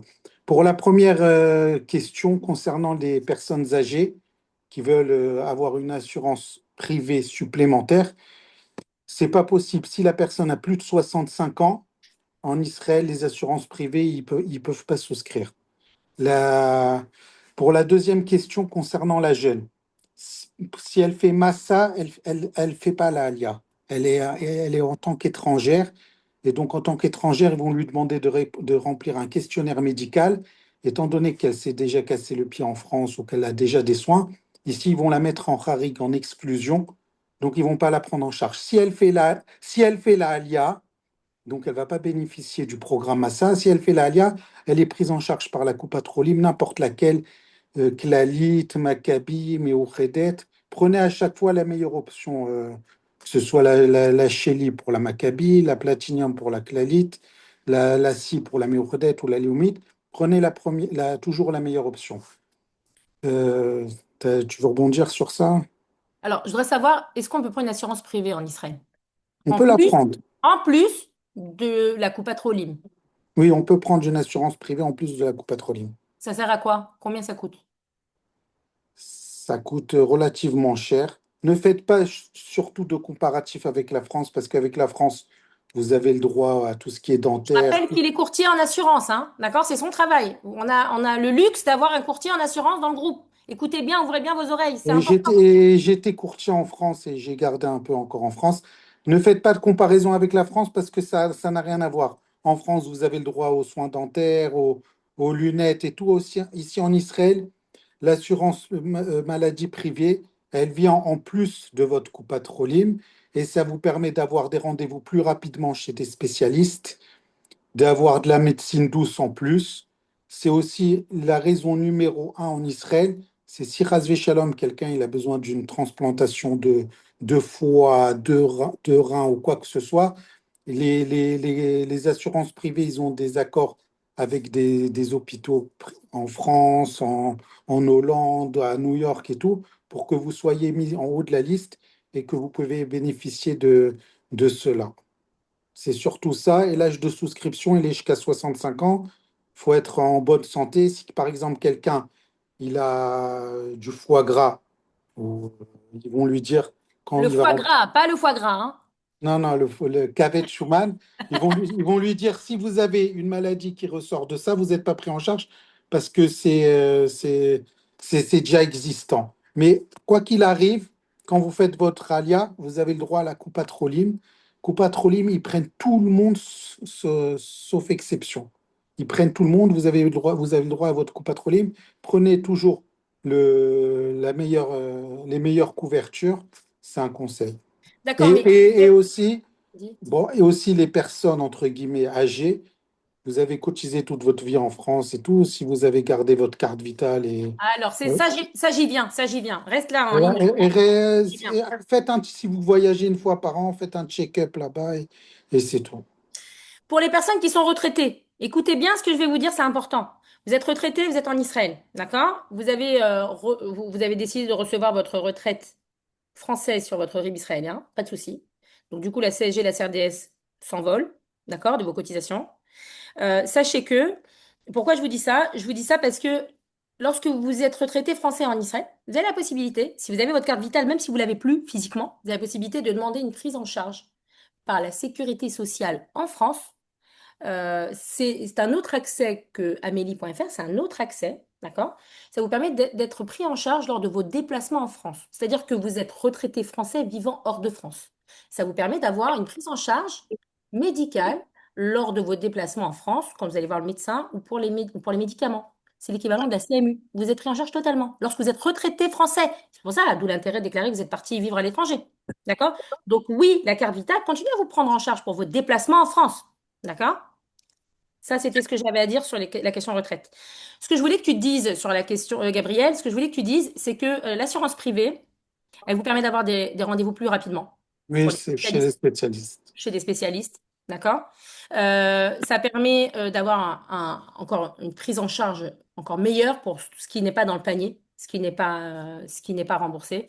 Les médicaments aussi, ça vous permet d'avoir, parce que vous avez toujours un tiers payant, vous avez toujours une partie à votre charge, donc ça permet d'être encore mieux remboursé. C'est ça? Exact. En Israël, ça s'appelle le sal briout, le panier de soins. Il y a des médicaments parfois qui coûtent plus de 600 shekels ou quoi. Ils ne sont pas pris en charge par l'État et par la Coupatrolim. Et donc, l'assurance privée, elle viendra vous rembourser ces médicaments non pris en charge. Tu t'occupes des assurances appartements, des Exact, assurances murs, assurance trou là, comme on dit, assurance mobilier, parce qu'il y a le mobilier. exact. Tu t'occupes des assurances voitures. Juste sur les assurances habitation, en Israël, vous avez deux sortes d'assurances. Coupez votre micro, Emmanuel, s'il vous plaît, pour qu'on puisse entendre Gabriel. Merci. Vas-y, Gabriel. Emmanuel, fais le micro. Allez, à toi. Vous avez deux assurances de type sur les maisons. Vous avez l'assurance des murs qui est prise en charge par le propriétaire. Mais aujourd'hui, il y a de plus en plus de propriétaires qui exigent dans le contrat de location que le locataire paye aussi l'assurance des murs. Ça, lisez bien votre contrat de location, c'est de plus en plus fréquent. Bon, c'est pas, pour moi, c'est pas très correct de faire ça, mais aujourd'hui, ils demandent de plus en plus que le locataire il prenne en charge l'assurance des murs. Et le locataire, c'est très fortement conseillé, c'est pas obligatoire. Il assure le contenu, le bitoire trou là, ses meubles, tout ce qu'il y a, mais à l'intérieur de cette bitoire trou là, il y a une garantie qui est très importante, c'est Achayut Klafet Tzatchlishi, c'est la responsabilité civile au tiers. Par exemple, quelqu'un il va cuire un œuf chez lui, il va causer un incendie dans son appartement. Ça va être l'assurance du propriétaire qui va prendre en charge, parce que c'est l'assurance des murs. Mais après, l'assurance du propriétaire, elle va se retourner contre le locataire. Si le locataire n'a pas cette garantie, vous allez être après dans la zut toute votre vie à rembourser les dommages qui ont été causés. C'est compris?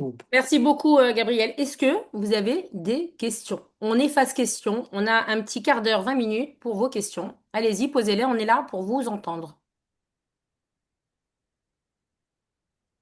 Est-ce qu'il y a quelqu'un qui a des questions sur ce qu'on a vu? Est-ce qu'il y a des choses qu'on n'a pas abordées?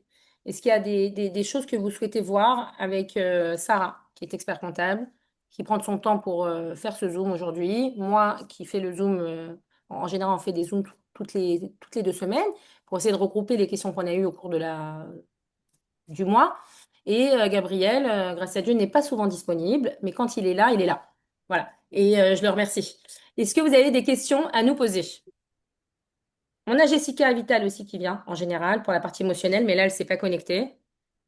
J'aurais voulu savoir si vous aviez des questions auxquelles on n'a pas pensé et qui pourraient intéresser tout le monde. Je ne sais pas si bonjour, je ne sais pas si Bonjour. ma question pourra intéresser qui que ce soit, mais pourquoi pas.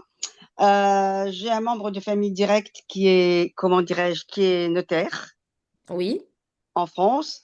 Bon, une des raisons principales qui les bloque pour l'ALIA, c'est la profession de notaire, donc il n'y a pas. il n'y a pas. Alors, qu'est-ce qui est suggéré? Alors, il n'y a pas. C'est soit il fait une reconnaissance de diplôme de son master, il fait une reconnaissance de son diplôme de master à la LIFCA, c'est-à-dire à l'Université hébraïque de Jérusalem, et puis il faut il obtient l'autorisation. Et après, il fait reconnaître son diplôme à la LIFCA, c'est-à-dire au barreau de Jérusalem. Il va passer une série de matières, 9 matières d'équivalence pour avoir la qualité de juriste en Israël. Et puis après, c'est soit il passe le barreau israélien, soit il a la reconnaissance de son statut de juriste. Et il peut faire reconnaître également son diplôme au ministère de l'Éducation pour avoir une meilleure grille de tarifs. S'il se présente à un emploi, il pourra demander un salaire plus conséquent. Ok, ok, merci pour ces informations. Je t'en prie. Mais notaire, l'avocat est notaire au bout de 10 ans d'expérience ici en Israël. Oui, oui, je suis au courant. Elle a quel âge la personne? Comment? Elle a quel âge la personne? Elle a 40 ans. Ouais, elle est jeune, elle a mon âge. Je me ferai un plaisir de l'orienter. Je me ferai un C'est plaisir de bon. l'orienter. Je lui transmettrai si leur désir de Dahlia se précise. Merci beaucoup. Moi, je peux juste apporter un témoignage. Vas-y, vas-y, vas-y, je t'en prie. Par exemple, parfois, il y a des personnes qui ont. Chaque cas est personnel, Différent, bien sûr. chaque cas est différent. Par exemple, quelqu'un qui a 58 ans, qui a 4 ans de la retraite, peut-être qu'il attende un peu avant de faire l'ALIA. Le temps qu'il se remette professionnellement et tout, qu'il va tout perdre. Mais le conseil, envoyez vos enfants en Israël. Il y a des programmes d'1 an. Ils peuvent envoyer-les à partir de 18 ans. Ils font 1 an un programme à ça. Ils font 1 an et demi l'armée. C'est la meilleure possibilité Explique un d'intégration. peu ce que tu fais. Explique ce que tu fais de Moi, je manière. suis bénévole aussi pour la yeshiva du Rav Zini. On s'occupe de jeunes qui font 1 an, 2 ans de yeshiva. Après, ils rentrent à l'armée en tant que combattants, pas combattants. Ils font 1 an et demi au lieu de 3 ans parce qu'ils ont le passeport français. Ils n'ont pas encore eu la nationalité israélienne. Et après ça, ils peuvent intégrer le monde israélien. Ils ont étudié, ils ont fait l'armée. Ils peuvent après aller en université, travailler. Envoyer les jeunes qui ont 18 ans, 20 ans, envoyer les jeunes il y a il y a beaucoup de possibilités pour eux. C'est mon conseil. Et bien sûr, il est à Haïfa, Gabriel. Donc, vous voyez, on est aux 4 coins d'Israël. Ça ne nous empêche pas de se réunir autour d'un Zoom pour vous aider à avoir toutes les clés, tous les outils, tous les kélim pour réussir, en tout cas, le passage de la Aliyah. D'accord? Et Moi, tout, et j'avais pas tout toutes à ces l'heure, informations quand j'ai et, fait l'Aliyah. et tout à l'heure, Galit, elle a dit, il faut pas avoir peur de se lancer. On a travaillé ensemble. Il faut pas avoir peur de faire d'autres métiers, De se challenger, et bien sûr. même exactement, même quand vous travaillez pas dans votre métier qui est d'origine en France, parce que c'est vrai, on vous met dans des cases et vous restez toute votre Voilà. vie dans cette case. Juriste en droit des sociétés. Voilà, toute ma vie. Et, En France. et après, mais même ça vous donne de l'expérience pour parler hébreu, pour chaque travail que vous faites, tac, tac, tac, tac, ça vous améliore la langue. C'est un plus. Faut pas le voir comme un frein. Chaque Et toi. expérience est bonne et va vous permettre de vous ouvrir une porte dans un domaine que vous ne savez pas. Vous savez, Hachem, il nous trace des chemins. Pour ma part, hein, je vous prends mon expérience, il vous trace des chemins qui sont pleines d'embûches des fois. Des fois, le chemin, il est avec plein de cailloux. Donc, du coup, vous avez mal sur le chemin parce que la route n'est pas lisse. Vous comprenez pas pourquoi vous prenez ce chemin, mais vous le prenez parce que c'est ce qu'il a décidé pour vous. Et puis après, on s'aperçoit que finalement, ce qui s'est passé avant, bah, c'est parce qu'il y avait une raison et c'est parce qu'on avait une vision filtrée qui nous permettait pas de voir le chemin qui s'offrait à nous. Et donc, effectivement, des fois, il faut prendre des chemins un peu plus longs pour arriver au but. D'accord? Et bien évidemment, lorsque vous faites l'ALIA, vous repartez pas de zéro, vous repartez de -1. D'accord? Et il faut pas regarder, et vraiment, vraiment, et il faut pas regarder ce que vous laissez en arrière parce que quand vous arrivez en Israël, vous vous dites, mais c'est la même argacha, c'est le même sentiment, ou en tout cas pour ma part, que lorsque on était jeune, marié, qu'on n'avait pas d'enfant.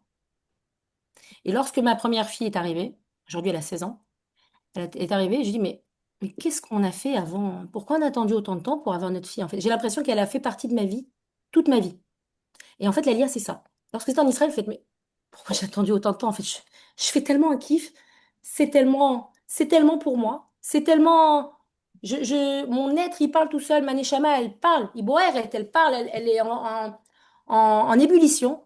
Et je me demande, mais pourquoi j'ai pas fait la lia avant? C'est quoi tous ces postulats que j'avais avant? Pourquoi j'avais autant de. On m'a dit que Israël, c'est dur. On m'a dit si. Pour les personnes retraitées, sachez qu'il y a énormément de volontariat. Parce que je sais qu'il y a beaucoup de retraités sur le groupe. Il y a beaucoup de volontariat et j'ai une personne dans le groupe Alia avec moi qui s'occupe de vous envoyer toutes les semaines, toutes les sorties qu'elle organise. Sortie à la mer morte, elle va aller voir les agriculteurs, aller voir les soldats, leur proposer. Il y a plein de choses. Pour les retraités, vous allez kiffer en Israël. D'accord? Sarah, je vous en prie à vous. Sarah Touboul. Bonjour Galit. Alors moi j'avais surtout une question parce qu'on veut faire l'ALIA, on espère rapidement avoir une date en Dieu août. amen, amen. Amen. On attend juste l'apostille du casier judiciaire. En fait, on a oublié de les envoyer. Et en fait, nous, on veut surtout faire l'ALIA pour notre fille. On a une fille qui a un handicap et en France, il n'y a rien du tout. C'est quoi son Aucune handicap? structure. Ça s'appelle le syndrome de Joubert. C'est surtout un retard de développement global. D'accord? Donc, elle ne marche pas encore, elle ne parle pas encore. Et en Israël, donc j'ai conversé avec beaucoup de personnes qui Quel âge elle a? s'occupent de ça. Quel âge elle a? Elle a 4 ans et demi. D'accord. Et en Israël, il y a énormément de structures. Donc, on est parti visiter pendant 3 semaines en Israël. On est parti à Yerushalayim. Il y a beaucoup, beaucoup de structures. Donc, il y a beaucoup de gens qui m'ont conseillé d'être sur Yerushalayim en Israël. Après, on nous a dit que c'était hyper fastidieux de constituer le dossier. Oui. Donc, tous les. Vous venez Voilà. avec le Donc, comment dossier ça médical. Vous venez avec le dossier médical. D'accord? Avec les Ouais. rapports des médecins, les analyses, la reconnaissance de son handicap en France. D'accord? Vous venez avec tout ça. Vous allez venir, D'accord. vous allez être au Hadash. Vous allez être israélienne, vous allez recevoir une Théodat Zéhout. Vous allez passer Mhm. par le Misra d'Aklita, par la Théodat Olé. Quand vous allez aller au Misra d'Aklita va envoyer l'information au Bitoire Léomi, Sécurité sociale, et à la Coupa Trolim. Bonjour, Sarah Toboul et toute sa famille sont au Hadash. Merci de les relier à la Sécurité sociale et merci de les relier à la Coupa Trolim. Vous allez être pris en charge tout de suite. D'accord? Il faut que vous choisissez un médecin de famille. Vous allez choisir un médecin de famille. Vous allez aller avec vos rapports. Vous Et traduisez. comment on le choisit sur place là-bas? Là, dans chaque coupe patronyme, vous avez des médecins de famille proches de chez vous. Vous D'accord. choisissez un médecin de famille francophone. Vous avez le droit de changer. Si le médecin ne vous convient pas, vous changez jusqu'à ce que vous trouvez le médecin avec qui Ils vous nous en connectez. proposent là-bas, ils nous en proposent une liste de francophones parce que bon, on Bien, arrive bien sur place, on sûr, connaît vous demandez au personne. secrétariat, ils vous disent, lui, il parle français.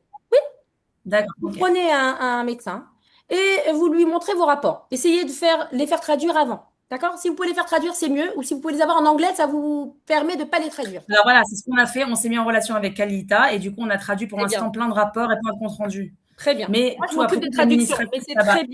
c'est très bien que vous avez des documents déjà traduits. D'accord? Vous allez avec vos documents traduits et vous les ramenez, vous les montrez au médecin. Le médecin, il va vous demander de refaire certaines analyses. D'accord? Obligatoire, certaines analyses. Il va également écrire son rapport. Et puis après, une fois que vous êtes bien encadré par le médecin, vous pourrez faire une demande obligatoire LOMI de degré d'incapacité pour votre enfant. D'accord? Je ne sais pas D'accord. comment cette maladie est reconnue au Bitoire Lomi. Je traite de beaucoup de demandes de néchout, c'est-à-dire d'incapacité. La maladie de Joubert, je ne sais pas comment elle est reconnue en Israël, mais une fois que vous êtes répertorié chez le médecin et qu'il a vos sikoumim, c'est-à-dire vos rapports médicaux, et que vous avez fait les analyses, à ce moment-là, vous faites une demande au Bitoire Lomi. Il y a des formulaires à remplir. C'est fastidieux, c'est un combat, il faut le faire. Ouais, c'est vrai que c'est très compliqué. Mais il faut le faire, parce que sortir de Non, bien l'argent sûr. pour Bitoire Lomi, c'est dur. Mais lorsque vous l'avez sorti, vous D'accord. avez le tapis rouge. Vous avez la possibilité Oui, d'avoir une parce qu'après, il faut qu'elle ait activité une structure. permanente En fait, aussi. après, ouais, il faut Bah qu'elle ait oui, une structure et sans ça, elle ne peut pas avoir de structure, c'est la ça? Et structure après, eux, ils et proposent des des structures. aides financières également, bien sûr. D'accord. Et c'est à l'issue de toute cette analyse avec le médecin, tout ça et tout, qu'ils me proposeront des structures pour elles. C'est pas qu'ils vous proposeront. Ils vont vous donner un degré d'incapacité. En fonction de ce degré-là, vous aurez des exemptions, des prises en charge, des remboursements que vous pourrez montrer aux structures en Israël.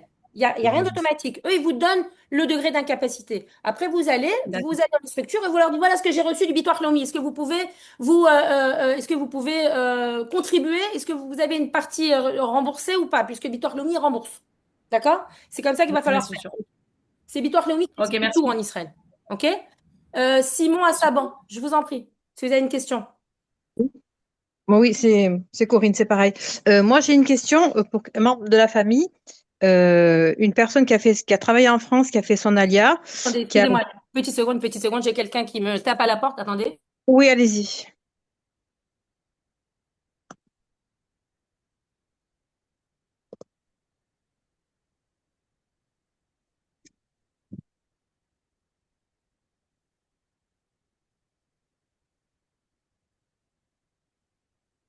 Allez-y, je vous écoute. Oui, alors voilà, cette personne a fait son alia, elle a travaillé en France, elle est arrivée en Israël, elle a travaillé en Israël, elle est arrivée à l'âge de la retraite.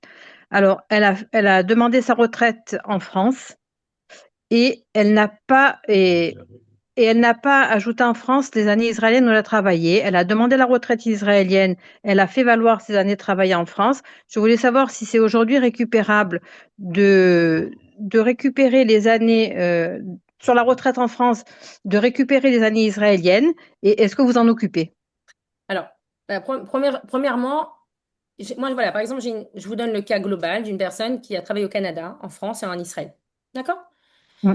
Lorsque vous faites votre demande de retraite française, ils prennent en compte pour les trimestres, ils prennent en compte le fait que vous ayez travaillé à l'étranger, au Canada, en Israël, partout. Mais ça ne rentre pas dans la partie cotisable. Ça rentre dans la partie trimestre, Bon, globalité. C'est la possibilité d'avoir une vue d'ensemble sur la période où eux, ils n'ont pas d'informations à ce sujet, d'accord? Parce qu'elle a travaillé hors de France, mais ça va pas bâtir la base de ses cotisations. Ça va pas bâtir ce qu'elle va recevoir en d'accord. termes d'argent. Mm. Donc, oui, D'accord. elle aurait dû déclarer pour plus de Oui, transparence, mais non, ça va pas ça influencer change sur rien. ce qu'elle va recevoir en termes de retraite française. D'accord. D'accord? D'accord. Et Et oui, je m'en merci. charge. D'accord? Ok. Et pour quelqu'un qui va prendre sa retraite, de même cas, vous pouvez vous occuper du dossier de récupérer la retraite en France et Complètement, je m'en charge tous les jours, je suis en bataille tous les jours. Je m'occupe Ok, des suspensions de retraite à tort par la CNAV, parce que, par exemple, le certificat de vie n'a pas été envoyé dans les temps. Donc, la pauvre personne, ça fait déjà depuis 4 ans qu'elle ne touche plus sa retraite. D'accord? Donc, je m'occupe de débloquer les retraites qui sont suspendues, en leur obtenant aussi les intérêts des indexations de retard. Et je m'occupe également d'activer vos retraites françaises depuis Israël. Et également de changer le RIB et l'adresse de ok, référence pour que vous puissiez obtenir les courriers en Israël. ok, D'accord? Voilà, parfait. je Mhm. vous en prie. Très bien. Abraham, vous avez une question? Avec plaisir. Oui, bonjour, voilà. Bon, moi, je suis en France, j'ai une SASU. Je suis indépendant, je travaille pour un cabinet comptable. Oui. Quand je vais venir en Israël, est-ce que je dois faire du portage ou ouvrir une autre structure qui Sarah, c'est recoupe? pour toi cette question. Est-ce que tu es toujours là? Ah, elle m'a dit voir avec Galit, alors je sais pas. Ah, Oui, je suis là. Alors, je vous ai répondu sur le groupe.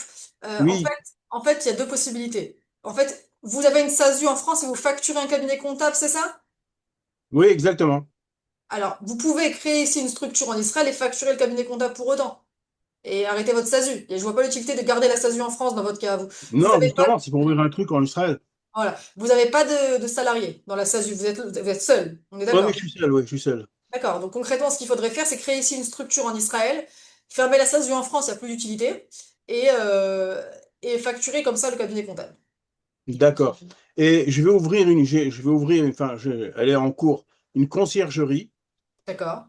Et bon, pour l'instant, elle va être en France, mais quand je serai en Israël, est-ce qu'il y a des structures pareilles en Israël? Alors, je vous ai également répondu là-dessus. Ce qu'il faudrait faire, c'est ouvrir un dossier du type OSEC Patour et vous facturez ainsi, ça veut dire indépendant, et vous ne payez pas de TVA.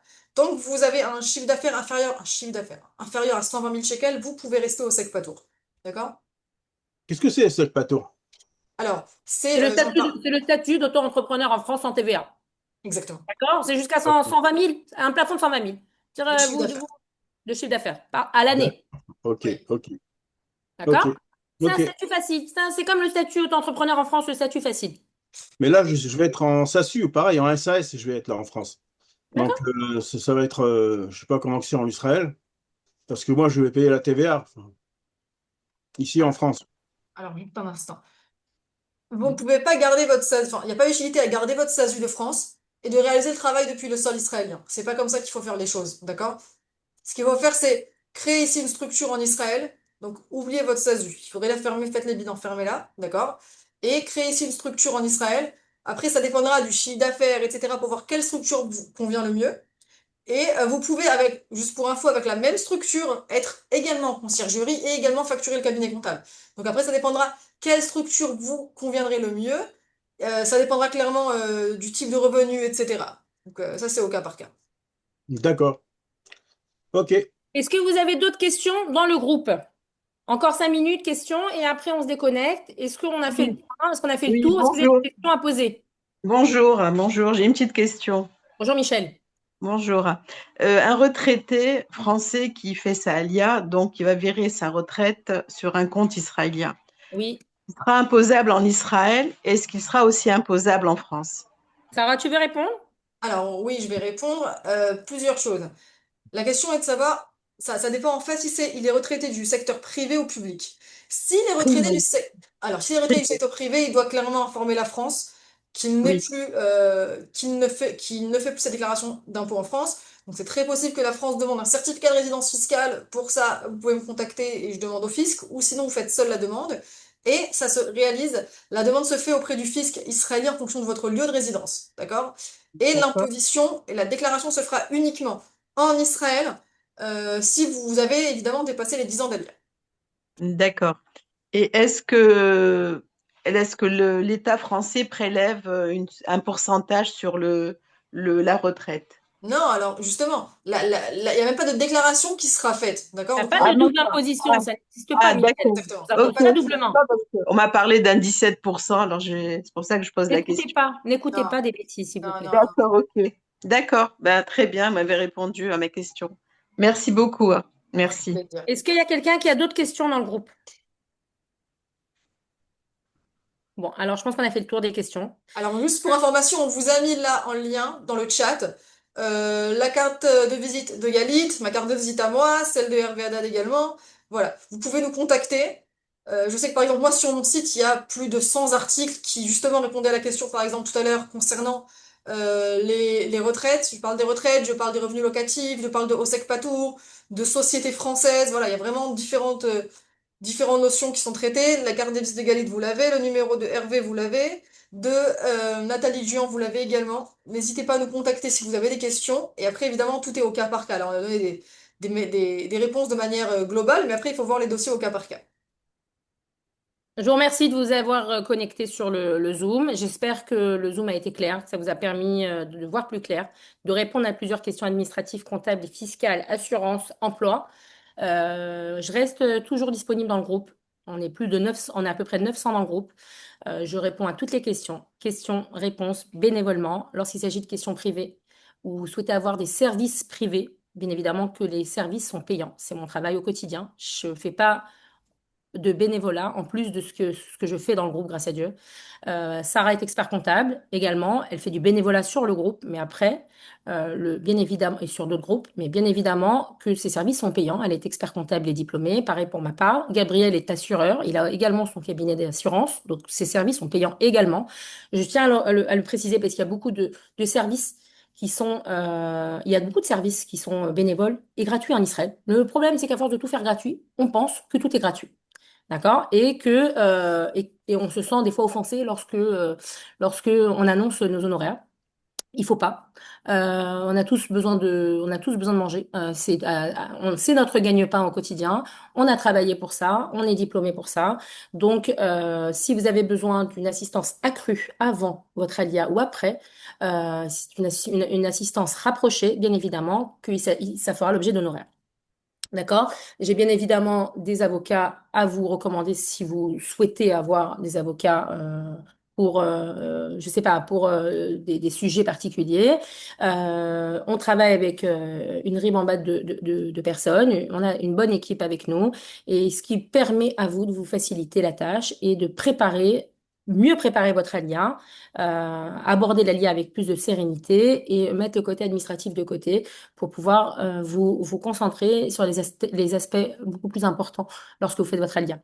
D'accord? Donc, je suis à votre service tous les jours au quotidien, de 8h à 8h sur le groupe Alia. Je vous remercie de vous être connectés et je vous souhaite à tous une bonne Alia, Besha Tova, et prenez les bonnes décisions. On choisit sa vie et on la choisit qu'une fois. Merci beaucoup. Je vous embrasse. Merci beaucoup. Avec grand plaisir. Au revoir. Au revoir, au revoir. Merci, au revoir. Merci beaucoup.